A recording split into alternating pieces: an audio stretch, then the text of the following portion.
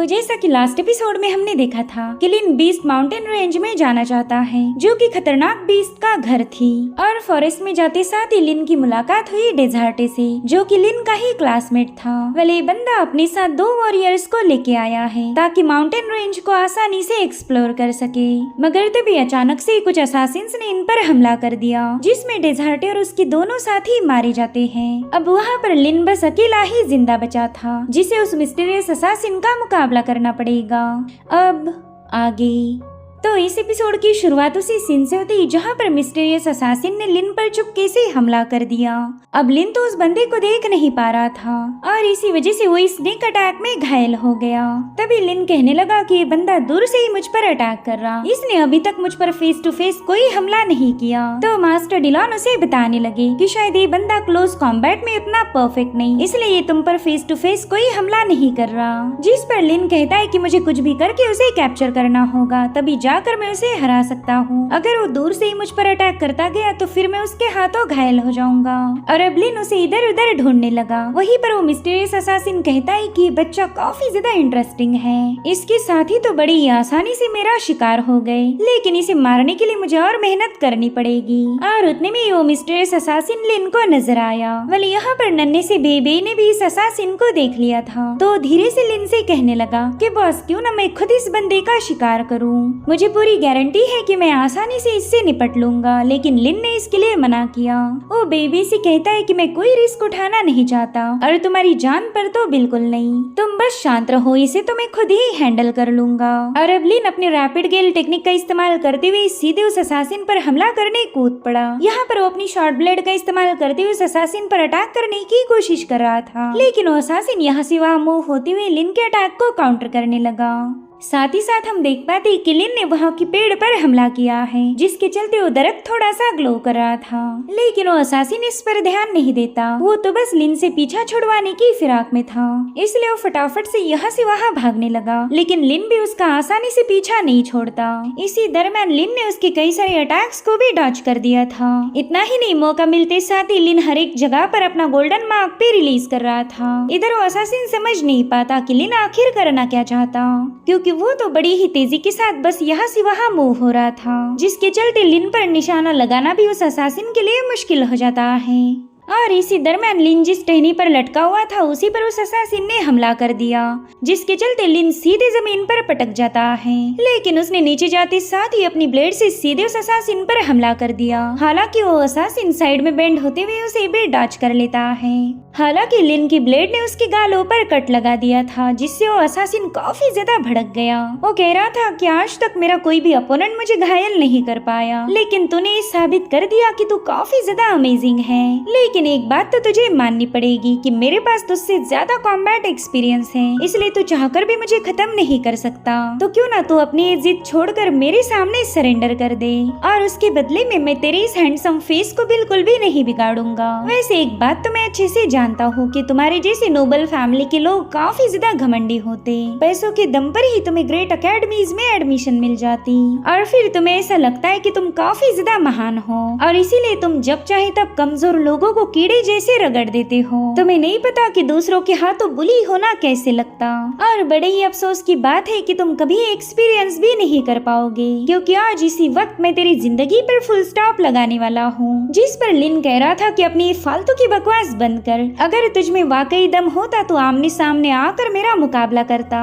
मगर वो बंदा लिन पर अपना एरो शूट करके उसका काम तमाम करने की फिराक में था। और तभी लिन ने अपना ट्रम्प कार्ड शो किया। दरअसल वो काफी देर से यहाँ वहाँ अटैक कर रहा था। दरअसल उसने अलग अलग जगह पर कुछ पॉइंट सेटअप कर दिए थे, जिसके चलते उसने हांदाई फॉर्मेशन को एक्टिवेट कर लिया। अभी देखते साथ ही वो बंदा काफी ज्यादा पैनिक हो जाता है। अब उस जगह पर एक्सप्लोजन होते साथ ही वो बंदा तुरंत ही वहाँ से भागने की कोशिश करने लगा। मगर उसी वक्त लिन ने अपने हांदाई फॉर्मेशन का इस्तेमाल करते हुए उस पर हेवी प्रेशर रिलीज कर दिया। भले वो बंदा वहाँ गिरने वाली चट्टानों के बीच में धंसता जा रहा था, लेकिन फिर भी उसने अपने आखिरी पल में लिन पर अपना फाइनल ब्लो हिट कर दिया। हम देख पाते हैं कि उसका एरो लिन के एकदम आंखों के करीब जाकर रुक चुका है, और वो भी रुका इसलिए क्योंकि लिन ने अपने हाथों का इस्तेमाल करते हुए उस एरो को ब्लॉक किया था। भले इसमें लिन का हाथ बुरी तरह से डैमेज हो गया, लेकिन फिर भी उसने जैसे तैसे अपनी जान बचा ली थी। और अब अगले सीन में हम देख पाते हैं कि लिन ने अपने दोस्त डेजर्टे को दफना दिया है। अगर लिन जरा सा भी कमजोर होता तो शायद आज वो डेजर्टी के साथ मारा जाता, लेकिन लिन ने मुश्किल सिचुएशन में सरवाइव कर ही लिया। वो इमोशनल होते हुए डेजर्टी से कहता है कि माफ करना, मैं तुम्हें बचा नहीं पाया। और अब वो लियान ने दिया हुआ बैज डेजर्टी की ग्रेव पर रख देता है। ये उसकी तरफ से अपने क्लासमेट डेजर्टी को ऑफर की गई रिस्पेक्ट थी। और अब फाइनली लिन भी माउंटेन रेंज की तरफ निकल चुका। वो काफी तेजी के साथ भागते हुए डिस्टेंस को कवर कर रहा था, लेकिन बेबी देखता है कि लिन काफी ज्यादा मायूस है। लिन ने फैसला कर लिया था कि वो आज के बाद कभी भी अपने दोस्तों को मरने नहीं देगा। तभी बेबी उससे पूछता है कि बॉस, आपने मुझे उस असासिन पर अटैक क्यों नहीं करने दिया? जिस पर लिन कहता है कि मैं यहाँ पर अपनी कॉम्बैट स्किल को निखारने आया हूँ। अगर मैं तुमसे हेल्प लेता तो कभी इम्प्रूव नहीं कर पाता, और इसी वजह से मैं कोशिश करूंगा कि खुद के दम पर ही हर एक मुसीबत का सामना करूँ। और फिर वो यहाँ से वहाँ छलांगे लगाते हुए काफी तेजी के साथ आगे बढ़ने लगता है। उसने एक बहुत ही लंबे डिस्टेंस को आसानी से कवर कर लिया था और फाइनली वो माउंटेन बीस्ट रेंज के सामने पहुंच जाता है। इसी माउंटेन रेंज से लिन की असली परीक्षा शुरू हो जाएगी। और उतने में एल्डर डिलॉन भी स्पेस रिंग से बाहर आ गए। वो लिन को बता रहे थे कि इसी माउंटेन रेंज को इस कॉन्टिनेंट की नंबर 1 रेंज कहा जाता, क्योंकि इन्हीं जंगलों में इस कॉन्टिनेंट के सबसे पावरफुल और खतरनाक बीस्ट पाए जाते। जो भी इसमें गया 90% चांस है कि वो दोबारा वापिस नहीं आएगा। अगर यहाँ के फूलों की बात की जाए तो वो भी शिकार करते हैं। दूसरे बीस्ट को मारने वाले डिमोनिक बीस्ट यहाँ के पेड़ों का शिकार बन जाते। जरा सोचो, ये एक ऐसी जगह है जहाँ पर पेड़ भी तुम्हारे दुश्मन बन जाए। और इसी वजह से माउंटेन रेंज में हमें हर एक चीज से संभाल कर रहना होगा। और इसी तरह से लिन ने भी finally magical beast mountain range में एंटर कर लिया। वह लिन यहाँ पर आया है डिमोनिक बीस्ट को हंट डाउन करने के लिए, लेकिन वहाँ पर उसे कोई बीस्ट नजर नहीं आता। इसलिए लिन ने अपने विंड एलिमेंट का इस्तेमाल करते हुए उस पूरी जगह पर एनर्जी फ्लक्चुएशंस रिलीज करना शुरू कर दिए। उसकी एनर्जी जहाँ तक जा रही थी वो हर एक बीस्ट को ट्रेस कर सकती है। साथ ही हम देख पाते हैं कि लिन की एनर्जी काफी दूर दराज के इलाके में फैल चुकी है। और उसे महसूस करते साथ ही कुछ रैबिट्स घास में से बाहर आ गए। तभी मास्टर डिलॉन लिन को शाबाशी देते हुए कहने लगे कि तुमने अपने गार्ड्स को जरा भी डाउन नहीं किया। इस इलाके में केयरफुल रहना ही सबसे बेस्ट ऑप्शन होगा। जिस पर लिन कह रहा था कि यहाँ पर तो सारे के सारे लो लेवल के मैजिकल बीस्ट हैं। तो मास्टर उसे बताने लगे कि इस गलतफहमी में मत रहना कि यहाँ पर बस लो लेवल के ही मैजिकल बीस्ट होंगे। दरअसल पावरफुल बीस्ट के पास खुद को अंडरग्राउंड छुपाने की एबिलिटी होती, इसलिए उन्हें ट्रेस करना तुम्हारे लिए थोड़ा सा मुश्किल होगा। इनफैक्ट जो सेंट रैंकिंग वाले बीस्ट है वो तो अपना फॉर्म भी बदल सकते। जो सुनते साथ ही लिन ने एक बार फिर से अपने विंड एलिमेंट को रिलीज कर दिया और तभी उसे एहसास होता है कि वहाँ की सारी जमीन शेक हो रही। कोई बहुत ही हेवी और पावरफुल बीस्ट इनकी तरफ आगे बढ़ रहा था। इधर बेबी कहता है कि बॉस, क्या आपको मेरी मदद चाहिए? लेकिन लिन ने उसे छुपने के लिए बता दिया, क्योंकि वो अकेले ही इस बीस्ट का मुकाबला करना चाहता है। और उतने में हम देख पाते कि वहाँ की जमीन को ब्रेक करते हुए एक डिमोनिक बीस्ट उसके सामने अपीयर हो गया। दरअसल ये है वन हॉर्न राइनो। उसने आते साथ ही लिन पर छलांग लगा दी, मगर लिन ने तो उसके हॉर्न को पकड़कर उसे गोल गोल घुमाते हुए काफी दूर पटक दिया। अब ये देखते साथ ही वो बीस्ट भी समझ चुका था कि उसे तगड़ा ओपोनेंट मिला है, तो उसने भी अर्थ लैंसेस क्रिएट करते हुए लिन पर हमले करना शुरू कर दिए। तो लिन भी उस अर्थ लैंसेस के अटैक को काउंटर करते हुए सीधे उस बीस्ट के पास पहुंच गया। यहाँ पर लिन ने उसके मुंह पर एक जोरदार लात जड़ दी थी। साथ ही साथ एक ही स्लैश में उसका हॉर्न भी काट के रख दिया और फिर हवा में छलांग लगाते हुए अपनी ब्रूट फोर्स का यूज कर उसने उस बीस्ट पर एक जोरदार पंच हिट कर दिया था, जिसके चलते उस डिमोनिक बीस्ट की एक ही फटके में मौत हो गई। इनफैक्ट मास्टर डिलॉन भी लिन की इस मूव को देखकर काफी ज्यादा चौंक गए। वो कहते हैं कि बच्चे, तुमने तो तीसरी रैंकिंग वाले मैजिकल बीस्ट को बस अपनी फिजिकल स्ट्रेंथ का इस्तेमाल करके ही निपटा दिया। तुमने आज तक जितनी भी कॉम्बैट की प्रैक्टिस की थी वो सारी की सारी काम आ गई। और अब लिन ने अपनी पावर का इस्तेमाल करते हुए उस डिमोनिक बीस्ट से उसके क्रिस्टल को भी निकाल लिया। अपने पहले क्रिस्टल को देखने के बाद लिन तो खुश था ही, लेकिन उससे ज्यादा खुशी हुई मास्टर डिलॉन को। वो उसे बताने लगे कि बच्चे, ये तो काफी रेयर मैजिक क्रिस्टल कोर है। भले ये कोर तीसरी रैंकिंग की है, लेकिन इससे तुम अच्छी खासी कमाई कर सकते हो। चलो, ये तो अच्छा हुआ कि माउंटेन रेंज में आते साथ ही तुम्हारी कमाई भी शुरू हो गई। सच बताओ तो तुम तो मुझसे भी काफी ज्यादा लकी निकले। जब मैं अपनी जवानी के दिनों में माउंटेन रेंज में आया था तब मुझे भी इतनी आसानी से कोई क्रिस्टल नहीं मिला। वेल, दोनों तो क्रिस्टल की वजह से खुश थे, लेकिन बेबी तो उस बीस्ट को देखकर ही खुशियां मनाने लगा। वो कहता, अरे वाह, मुझे काफी ज्यादा भूख लगी है और बॉस ने तो मेरे लिए खाने का जुगाड़ कर दिया। साथ ही साथ लिन से रिक्वेस्ट करने लगा कि प्लीज जल्दी से इस बीस्ट को रोस्ट करो, मैं इसका लेग पीस खाने के लिए काफी ज्यादा बेताब हूँ। तो अब बेबी की ख्वाहिश पूरी करने के लिए लिन ने भी खाना पकाना शुरू कर दिया।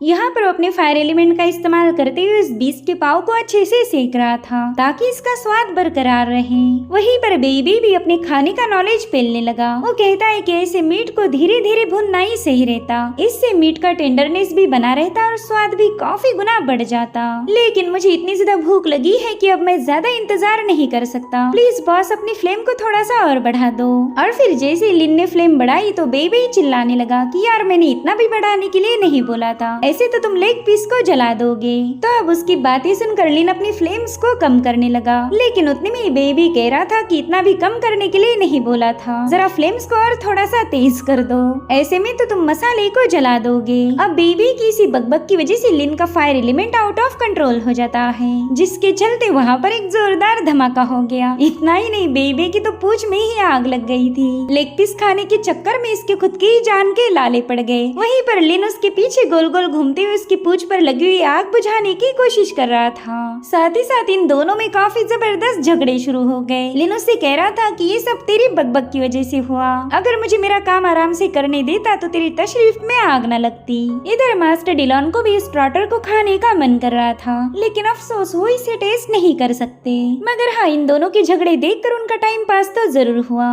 और अब हमें सीधे अगले दिन की कहानी दिखाई जाती है, जहाँ पर लिन माउंटेन रेंज के बीचों बीच आ चुका था। ये वही जगह है जहाँ की वेंस भी डिमोनिक बीस्ट को एब्जॉर्ब कर सकती। वेल, उन वेंस की मूवमेंट को लिन ने भी महसूस किया। साथ ही साथ मास्टर डिलॉन उसे बताने लगे कि माउंटेन रेंज काफी वास्ट इलाका है। अक्सर ही लोग यहाँ आने के बाद शॉर्टकट ढूंढने की कोशिश करते, मगर यहाँ पर शॉर्टकट लेना यानी कि मौत को जल्दी से अपने गले लगाना, इसलिए हमेशा लॉन्ग पाथ को ही फॉलो करो। फॉरेस्ट में डायरेक्टली एंटर करने से अच्छा है खुले रास्ते से आगे बढ़ो, क्योंकि यहाँ के पेड़ों में भी ऐसे बीस्ट मौजूद है जिनका तुम अंदाजा भी नहीं लगा सकते। तो लिन भी मास्टर डिलॉन की बात मानते हुए एक लॉन्ग रूट से आगे बढ़ रहा था। वो मास्टर डिलॉन से कहने लगा कि डेजर्ट इस माउंटेन रेंज को विजिट करना चाहता था, लेकिन उस बेचारे का ये सपना कभी पूरा नहीं हो पाया। पता नहीं क्यों मैं उस इंसिडेंट को बिल्कुल भूल नहीं पा रहा। डेजर्टी को अपनी आंखों के सामने मरता हुआ देखकर मैं एक बात समझ चुका हूँ कि इस दुनिया में जिंदगी का कोई भरोसा नहीं। इस पल तुम जिंदा हो, लेकिन अगले ही पल तुम्हारी मौत हो सकती। तो मास्टर डिलॉन उससे कहते हैं कि प्लीज उस डेजर्टी के बारे में ज्यादा मत सोचो। मैं मानता हूँ उसके साथ बुरा हुआ, लेकिन तुम चाहकर भी उसकी कोई मदद नहीं कर सकते थे, इसलिए वो सारी बातें अपने दिमाग से निकाल कर तुम खुद पर ही फोकस करो। तुम जितना इस बीस्ट माउंटेन के अंदर जाओगे उतने ही खतरनाक बीस्ट से तुम्हारा मुकाबला हो सकता, इसलिए एक सेकंड के लिए भी अपना ध्यान भटकने मत देना। यहाँ पर डिस्ट्रैक्शन का मतलब है मौत। और उतने में बेबी को कुछ फील हुआ, तो लिन भी उसे फॉलो करते हुए एक जगह पर पहुंच जाता है जहाँ पर कई सारी लाशें पड़ी थी। लिन तो उन्हें देखते साथ ही काफी ज्यादा पैनिक हो गया, लेकिन माउंटेन रेंज ऐसी जगह है जहाँ लाशों पर भी भरोसा नहीं किया जा सकता। तो लिन ने तुरंत ही अपनी विंड पावर का इस्तेमाल करते हुए एक पत्थर उठाकर उस लाश पर थ्रो करके देखा। वो जानना चाहता था कि ये लोग वाकई मर चुके या बस मरने का नाटक कर रहे हैं, मगर उस बंदे ने कोई हरकत नहीं की, जिसके चलते लिन भी उस घास से बाहर आ जाता है। वो काफी ज्यादा पैनिक होते हुए कहने लगा कि सभी लोग तो मर चुके हैं। साथ ही साथ लिन ने उस बंदे के वुंड्स भी चेक किए। वो कहने लगा कि पता नहीं वो कौन सा डिमोनिक बीस्ट है जिसने ऐसे घाव छोड़े। तो मास्टर डिलॉन उससे कहते हैं कि ना, ये किसी डिमोनिक बीस्ट का काम नहीं हो सकता, इन्हें तो किसी इंसान ने खत्म किया है। और मैं ये दावे के साथ कह सकता हूँ कि जिसने भी इन पर हमला किया है वो काफी ज्यादा रूथलेस होगा, साथ ही साथ इतना ज्यादा पावरफुल कि वो इन सभी लोगों को मार पाया। अब ये सुनते साथ ही बेबी ने गुर्राना शुरू कर दिया। वो समझ गया था कि इस इलाके में एक असासिन घूम रहा है और उससे बेबी के बॉस की जान को खतरा हो सकता। वहीं पर लिन तो ऑलरेडी डेजर्टी की मौत को देखकर काफी ज्यादा डिस्टर्ब है, और ऊपर से भयानक नजारा देखकर तो उसे इंसानों पर अब भरोसा ही नहीं रहा। वो मास्टर डिलॉन से कहने लगा कि यहाँ आने के बाद मुझे एक बात पता चली कि डिमोनिक बीस्ट तो बस नाम से बदनाम है, मगर असली शैतान तो हम इंसानों के अंदर पाया जाता। और उतने में मास्टर डिलॉन उसे बताने लगे कि ये जगह काफी ज्यादा खतरनाक है। इन मरे हुए लोगों की ब्लड को स्मेल करके डिमोनिक बीस्ट यहाँ पर पहुँच जाएंगे, तो हमें फटाफट से यहाँ से निकलना होगा। और मास्टर डिलॉन का अंदाजा पूरी तरह से सही निकला, क्योंकि इन मरे हुए लोगों की ब्लड ब्लड को सूंघकर ही डिमोनिक बीस्ट यहाँ पर पहुँच चुके थे। तो लिन भी फटाफट से एक पेड़ पर जंप लगा देता है। उसने देखा कि 1 बाय 1 करते हुए यहाँ पर 5 भेड़िए पहुँच चुके हैं। इतना ही नहीं, उन्होंने तो आते साथ ही हाउल करते हुए अपने साथियों को भी इत्तलाह कर दी। वहीं पर बेबे कहने लगा कि बॉस यहाँ पर तो टोटल 5 भेड़िए पहुँच चुके, अच्छा हुआ कि हम समय रहते वहाँ से साइड में हट गए। तो लिन उसे बताता है कि ये कोई मामूली भेड़िए नहीं हो सकते, बल्कि ये तो विंड वुल्फ है। मैंने एंशिएंट रिकॉर्ड में इनके बारे में पढ़ा था। रिकॉर्ड्स के अकॉर्डिंग विंड वुल्फ को काफी इंटेलिजेंट माना जाता। अगर इन्हें किसी को मारना है तो ये टीम अप होकर काफी अच्छे से कोऑर्डिनेट कर सकते। इनकी तो झुंड की टैक्टिक भी काफी लाजवाब मानी जाती। और इतना कहते साथ ही लिन ने सीधे उस पेड़ से छलांग लगा दी। दरअसल लिन इन भेड़ियों के साथ फाइट करके अपनी ट्रेनिंग की परीक्षा लेना चाहता था और अब उसने आते साथ ही एक विंड वुल्फ पर जोरदार पंच हिट कर दिया।